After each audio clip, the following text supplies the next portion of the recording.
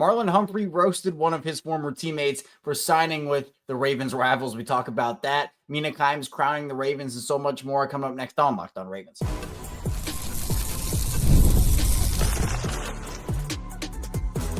You are Locked On Ravens, your daily Baltimore Ravens podcast. Part of the Locked On Podcast Network, your team every day. Welcome into another edition of Locked On Ravens, your daily Baltimore Ravens podcast. I'm your host, Kevin Oestreicher of Ravens Wire, here with you on the Locked On Podcast Network, your team every day. Thank you so much for being here and making Locked On Ravens a part of your day and your first listen each and every single day as well. Free and available on all podcasting platforms, including in video form on YouTube, where you can like and subscribe to the channel, and in audio form where you can follow along and subscribe as well. We're a 5-day weekday, the Ravens podcast. So Monday through Friday, we have every single weekday episode for you. Plus, on the weekends, we go and have bonus episodes like we are today. We go live after every single Ravens game, after every single piece of Ravens big news, like we did yesterday to break down the DeAndre Hopkins press conference. He had strong words for John Harbaugh and Lamar Jackson, so be sure to check that out if you haven't already. And we also continue to break down this Ravens team really each and every single day on this show. Today's episode of Locked On Ravens is brought to you by FanDuel. Right now, new customers get $200 in bonus bets when your first $5 bet wins. A little bonus episode for you this weekend. Marlon Humphrey ends up roasting Malik Harrison for signing with the Steelers, and it's a very funny interaction. And then it also kind of, to me, brought up a bigger conversation about just the state of the AFC North in general, which I wanted to dive a bit into, but I want to start off with that.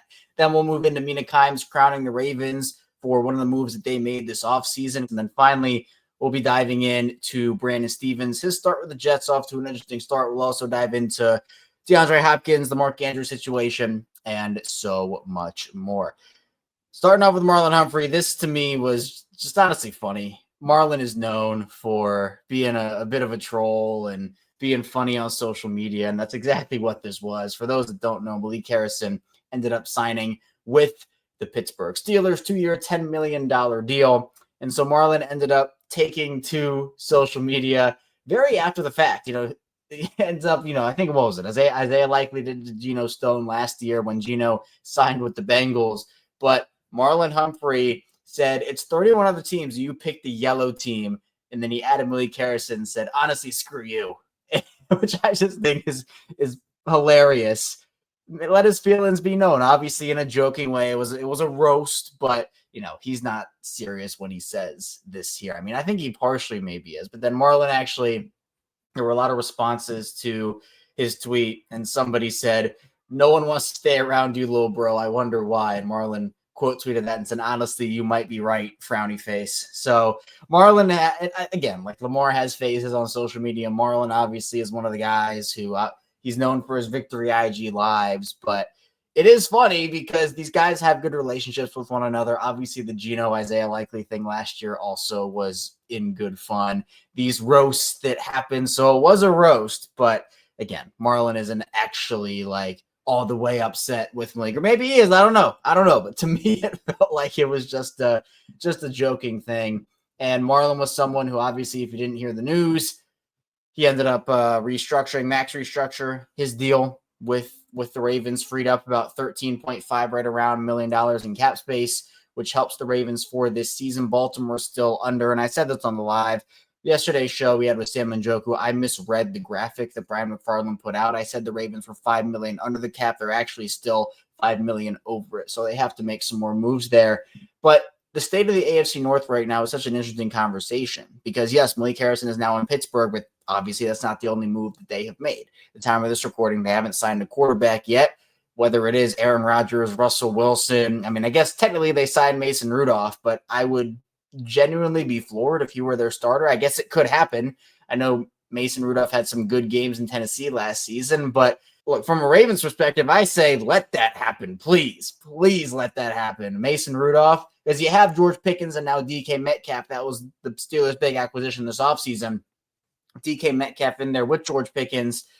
If they don't have a quarterback that can get them the ball, then really is all null and void there, for being honest. So I mean, it makes sense for the Steelers to bring in an Aaron Rodgers or Russell Wilson, but they are battling to sign a quarterback that is well over the hill. And honestly, to me, does not move a needle whatsoever. I think, honestly, they'd be better signing off a Jameis Winston or even a Joe Flacco at this point than one of those guys. Please, Joe, don't listen to that. Don't actually do it. Cleveland was hard enough watching Joe go there. Pittsburgh would be a whole different story. So I just feel like Pittsburgh, yes, their defense is going to be really good if they can stay healthy. They're always in that top echelon if their guys stay healthy. We know that.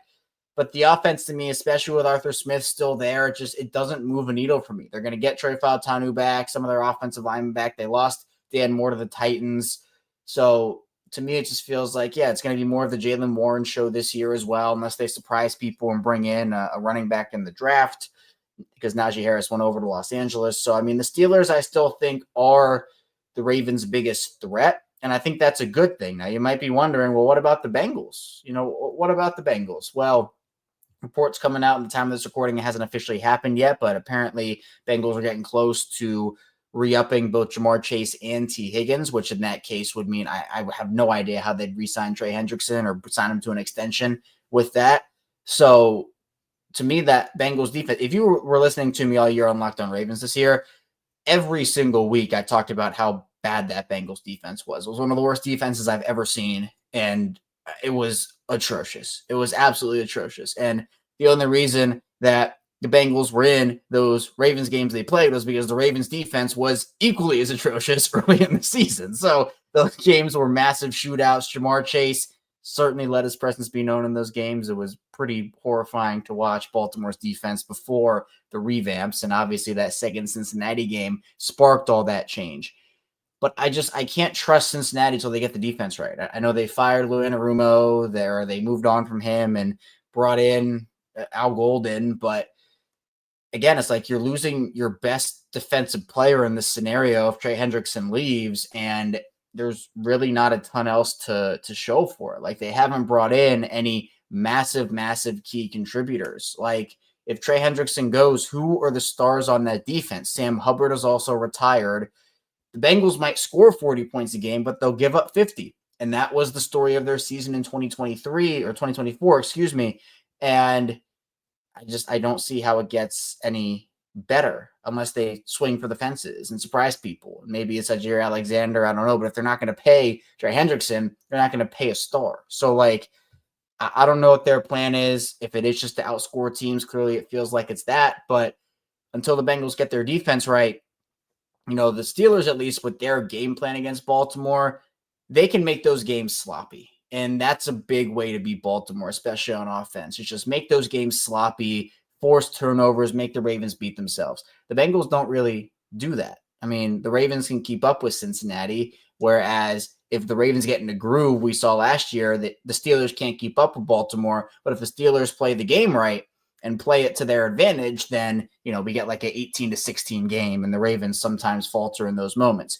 Cleveland is Cleveland. I mean, I'm not worried about Cleveland until they show it to me. I've said that for years. We do AFC North crossovers before every year, and I've said that. We're like, hey, Browns made a couple good moves, but again, like, show it to me. I'm not going to believe in them until they show it to me. It's just been that bad for them. Obviously, the Deshaun Watson move was horrible in multiple different ways and set that franchise back years and years. They're trying to correct from that. They have the number 2 overall pick, so maybe that happens, and they figure things out that way. But to me, it feels like the Ravens should be favored to win this division again. You add DeAndre Hopkins, you still have some more room for moves that you can make. I just think at the state of the AFC North, and it's funny, this conversation was sparked by Marlon roasting Malik Harrison on Twitter, but it's true, where it's like, my pecking order is exactly how the North finished last year. Ravens, Steelers, Bengals, and then Browns. I don't know if the draft will change that for me. Maybe if the defense gets better for Cincinnati, you can flip-flop Cincinnati and Pittsburgh, but I don't know. Feels like Malik Harrison's going over to the second best team in the North right now, leaving the first best team in the North. And look, $5 million is a pretty decent payday for Malik Harrison there. I don't blame him if he wanted to take the money or that was the best deal he had on the table. But now he rejoins Patrick Queen. And, Marlon's certainly letting him know that it's not going to be tolerated. Not going to be tolerated in Baltimore. But coming up in the second part of the show, we'll talk about Mina Kimes. She crowned the Ravens. She had a lot of praise for them for a particular move that they made this offseason. Stay tuned. Lots to get to on Locked On Ravens. First, the show is brought to you by FanDuel. March Madness is here, and FanDuel is giving you the chance to get in on the action like never before. Right now, new customers can get $200 in bonus bets when your first $5 bet wins. That's 200 extra bucks to use on everything from buzzer beaters to Cinderella stories and even who's cutting it down at the nets. I've got my eye on a few underdogs this year, and FanDuel makes it easy to back them with spreads, totals, and game props. With tournament games happening almost every day, there's always something exciting to bet on. The FanDuel app is simple to use, and when I win, I get paid instantly, no waiting around. So visit FanDuel.com and get in on the college hoops action all tournament long. We're back. Our second segment, Locked On Ravens. Kevin Oestreicher here with you on this Saturday edition of the show. A little bonus episode for you, off-season edition. Hopefully everybody's enjoying their weekend, and hopefully everybody's enjoying the Ravens offseason so far. I think the Ravens have done a pretty good job, and obviously it's far from over, and they've made a couple of moves that I've been really on board with. One of those being the Ronnie Stanley re-signing. 3 years, $60 million, $44 million of that guaranteed. Mina Kimes and Greg Rosenthal on the Mina Kimes show featuring Lenny talked about how good of a move this was. They both talked about the APY for Ronnie Stanley. I think Mina Kimes said it was 8th still in the league, and he was the best tackle on the market, best offensive lineman on the market by far. But something that even Greg Rosenthal said that stuck out to me was the fact that, yes, they made Ronnie take a pay cut. Like he chopped the last year off of his deal, was helped out the Ravens in that regard. It was a really solid move for Ronnie to do that for them. It helped him out a lot. You have the guy take a pay cut, and he takes a pay cut for you, and then he signs below his market value the following year after having an awesome year in a contract season. You know how great of an organization you have to be? You know how great of a time that players have to have playing for you, being in your organization to have that happen? If the Ravens weren't this first-class organization, if the rumors and rumblings and things that people have said about the Ravens over the years were not true, Ronnie wouldn't have done that for Baltimore. But the reports and the rumors were that Ronnie, he wanted to stay in Baltimore. Baltimore wanted him. But with the situation, obviously Baltimore was probably not going to be able to pay him top of the market money. And so Ronnie, he's made a lot of money over the course of his career in the NFL. He wanted to stay in Baltimore. He said, all right, let's try to get something done here, it feels like. And for guys like Dan Moore, who we talked about in the first segment, who got a boatload of money from Tennessee, got more APY than Ronnie did, and he's a worse player than Ronnie is. I mean, again, all these guys got a ton more money than Ronnie did. But again, loyalty matters. How you treat players matters.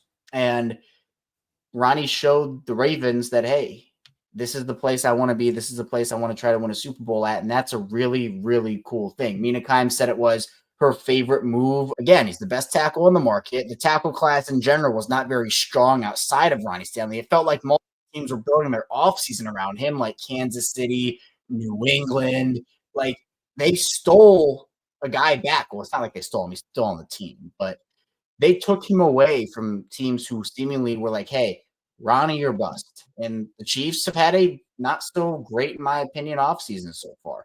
The Patriots have signed a lot of guys for big money contracts, but clearly looks like they pivoted to another former Raven, or Ronnie's not a former Raven, but a former Raven in Morgan Moses, and they gave him a lot less money than they would have given Ronnie, but they had to make another move at that position. Ronnie was good last year. He was healthy. Mina also mentioned that he was 9th in ESPN's pass block win rate metric. He allowed only 2 sacks last season. She called it a huge win for the organization. And Greg Rosenthal, of course, he was on the show, and he echoed that because, again, when you take a guy away from a rival, when you have him back on your team, when he has been in the organization for so long, it is such a ringing endorsement. And then where was the pivot plan for Baltimore if Ronnie Stanley didn't re-sign? Like, what were they going to do? Would they have overpaid for somebody? Would they have taken somebody in the first round of the draft and tried to flip Roger Rosengarten over to the left side? You don't have to worry about that anymore. So, yes, I get that, Ronnie hasn't been the healthiest over the last handful of seasons, but he balled out in a contract year. He got rewarded for it, $20 million, not top of the line tackle money in terms of like length and whatnot, but still, Baltimore was able to come out like that. It seems like a heist from Eric DeCosta based off of this offensive line market and what it turned into with a lot lesser players getting a lot more money than Ronnie Stanley. And speaking of that, going to DeAndre Hopkins for a second as well, Mina and Greg, it wasn't in this part of the show here, but I wanted to touch on it just from a different topic perspective. You look at the wide receiver market right now, and this is something I've said. I've given examples of Tutu Atwell, Marquise Brown, Josh Palmer, Mike Williams, etc. Cooper Kupp signed yesterday with the Seattle Seahawks on a 3-year, $45 million deal. 3 years, $45 million. Great deal for Cooper Kupp. Cooper obviously gets to go home. He stays in the NFC West. It's a feel-good story, and I know that long tenure in Los Angeles. But people are comparing Cooper Kupp and DeAndre Hopkins. You want to know why? Because Cooper Kupp, at 31 years old, getting $15 million per season. DeAndre Hopkins, he's going to be 33 by the time the season starts, but we'll call him 32 for now because he is. 32-year-old DeAndre Hopkins at $5 million per season. You look at the comparisons. Last 3 seasons, this coming from the NFL analyst here, so shout out. He got 2,259 yards, 17 touchdowns, 7.7 yards per target for Cooper Kupp. DeAndre Hopkins, 2,384 yards, 15 touchdowns, 7.6 yards per target. So again, Cooper Kupp, 2,259 yards. DeAndre Hopkins, 2,384 yards. That advantage goes to DeAndre. 17 touchdowns for Cooper Kupp, 15 touchdowns for DeAndre Hopkins. Advantage to Cooper Kupp slightly. 7.7 yards for Cooper Kupp and 7.6 yards per target for DeAndre Hopkins. Slight advantage to Cooper Kupp. DeAndre Hopkins on a 1-year, $5 million contract. Cooper Kupp, 3 years, $45 million. Massive advantage, Ravens. So again, it's in this market. DeAndre Hopkins, I don't know, I guess it's the health, but then Cooper Kupp also is not the healthiest wide receiver ever. So these are bargain deals for good players. Derrick Costa and the Ravens have been pulling off this offseason. There's the argument. Okay, yes, DeAndre Hopkins is older. He's going to be 33 by the time the season starts, as I talked about. That's a fact. He hasn't been healthy in 3 of the last 4 seasons. That is a fact. But I just think the bounce back potential of DeAndre Hopkins here, the price point they got him, I mean, I'm personally not complaining about that because, as AJ Hawk said, and we talked about this a couple days ago, he couldn't understand the Ravens fan perspective of, Ravens fans are upset about this deal. And I know that not all Ravens fans are, don't get me wrong, but there is a portion of the fan base. And again, whatever side you're on, if you don't like it, if you do like it, it's just, to me, I'm not going to complain about it because he's not getting paid Odell Beckham Jr. money, that 1-year, $15 million deal that goes up to $18 million. I think you're getting a better player than Odell, honestly, at that point. And it's a lot less, its price point is so much lower than what Odell's was. So to me, I think that's where I look at it and say, DeAndre Hopkins, I think, is a very high-end wide receiver 3. I think he's a low-end wide receiver 2, high-end wide receiver 3. You put him in that wide receiver 3 role behind Zay Flowers and Rashod Bateman, and I think you have a really solid top 3. DeAndre obviously was very excited about being in Baltimore, being with Lamar Jackson. He praised strong words for John Harbaugh there. If you haven't checked out our live from yesterday, be sure you go and check that out. It's available to watch or listen video form, audio form. We talked a lot about what he said, but it just feels like it's a perfect fit for Baltimore and DeAndre. Like, it feels like DeAndre wanted the Ravens. In fact, it is that way. DeAndre did want to go to the Ravens. The Ravens did want DeAndre Hopkins. It is a match here. Lamar Jackson's wanted to play with DeAndre. DeAndre's wanted to play with Lamar.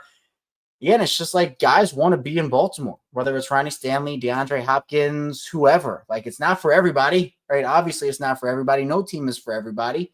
But Baltimore's track record, being a successful organization, both on and off the field, does carry weight. So I think it's a great story that DeAndre's in Baltimore. Obviously, the Ronnie aspect of it too, with Mina Kimes giving high praise to Baltimore. Same with Greg Rosenthal as well in that segment. It's just awesome because every year it's just stuff that, honestly, to me, I don't take it for granted because there's so many other teams across the league that just don't have that. They don't have the leadership, the front office minds that the Ravens have. Like, not every team operates like Baltimore. In fact, most don't. And look, I'm not saying that Baltimore's way is the be-all, end-all way. There are things that I certainly think they could do better. There are moves that I wish they would make. There are approaches I wish they would take.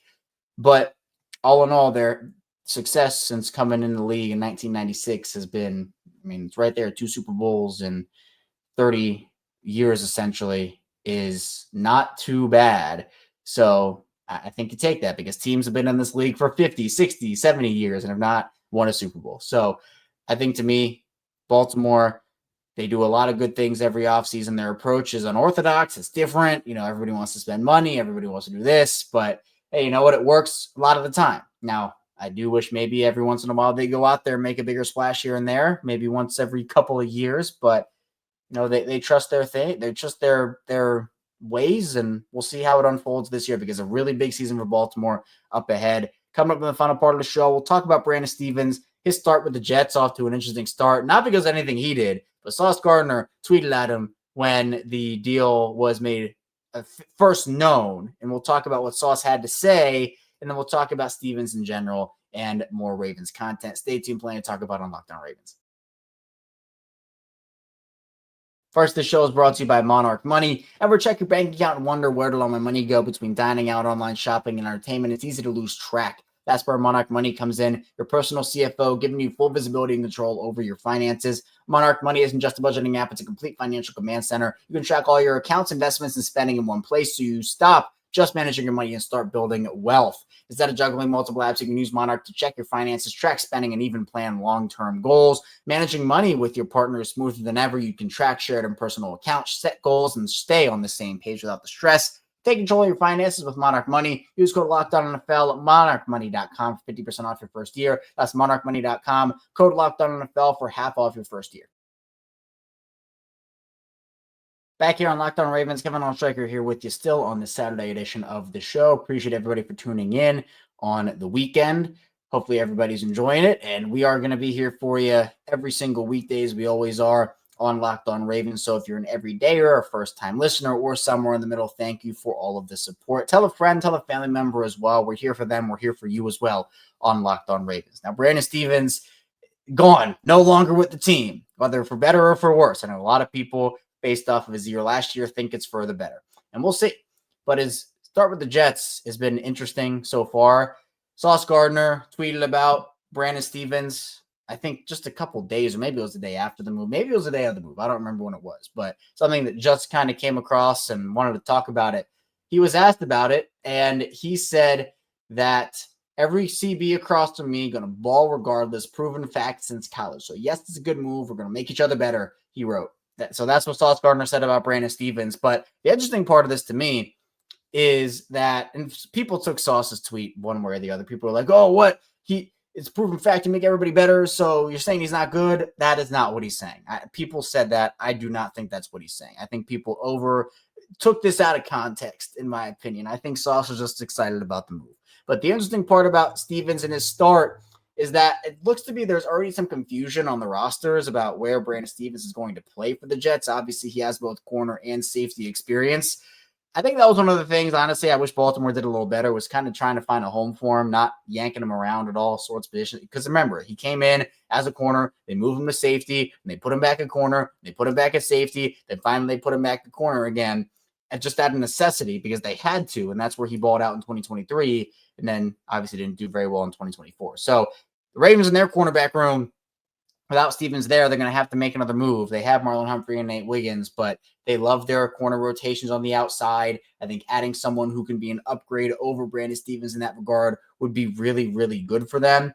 And we've seen it over the handful of seasons with Baltimore, where whether it was Jimmy Smith, Marlon Humphrey, and Brandon Carr, then you bring Marcus Peters in, and it's Marlon Humphrey, Jimmy Smith, and Marcus Peters, and then you have a guy in the slot. So maybe a Mike Hilton for me, the Ravens signed Mike Hilton, my favorite slot guy in the league. He's a free agent.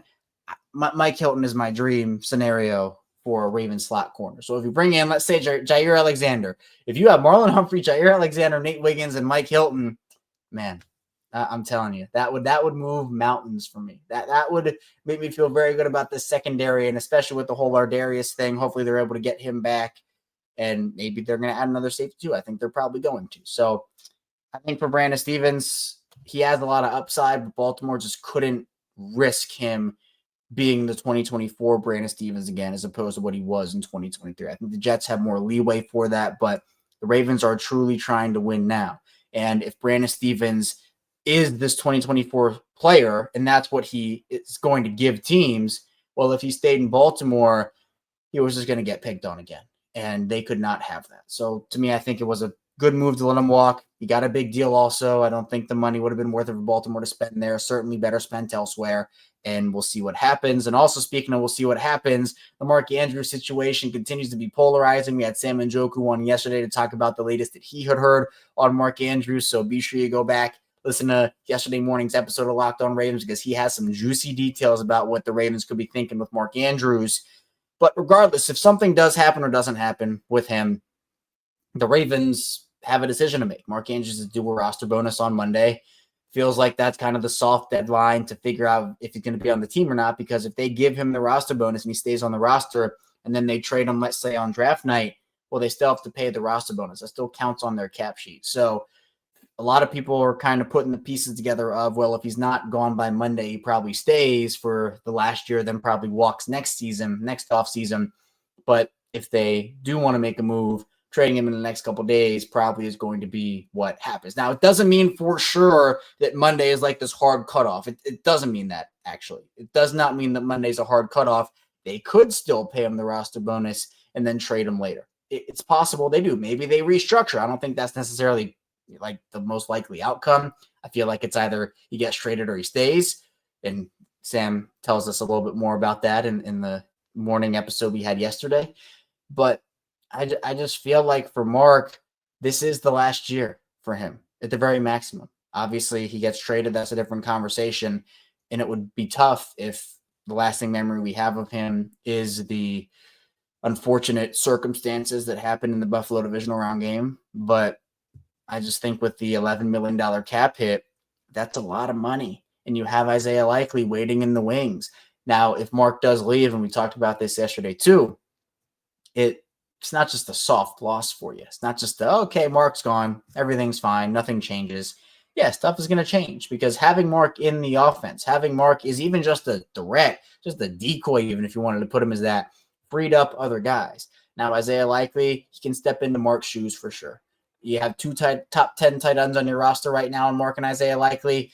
You know, that $11 million could be spent on an offensive lineman, on a cornerback, on a safety, whatever that may be.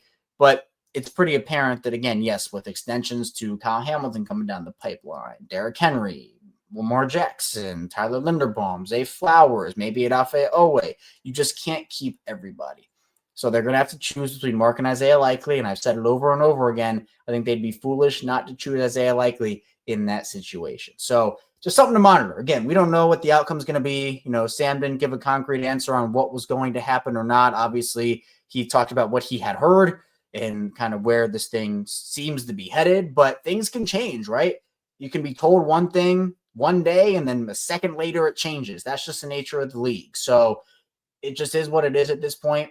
I don't know what the final outcome will be, but regardless, a big decision coming up for Baltimore these next couple of days with the roster bonus. But with that, again, doesn't mean that's the hard cutoff date, more just, well, if you keep him on the roster, it doesn't make a lot of sense to move off of him, even though they might do it anyway. But that's all I have for you here today on Locked On Ravens. Thank you so much for tuning in to the show. On the way out, hit the like and subscribe button in video form and follow along in audio form for 5 days a week of daily Ravens coverage, plus more. If nothing else breaks, we'll be back here on Monday talking Ravens football. But if something does, of course, we'll be back breaking it all down. So be sure, again, like and subscribe video form, audio form, and I'll see you right back here soon on Locked On Ravens.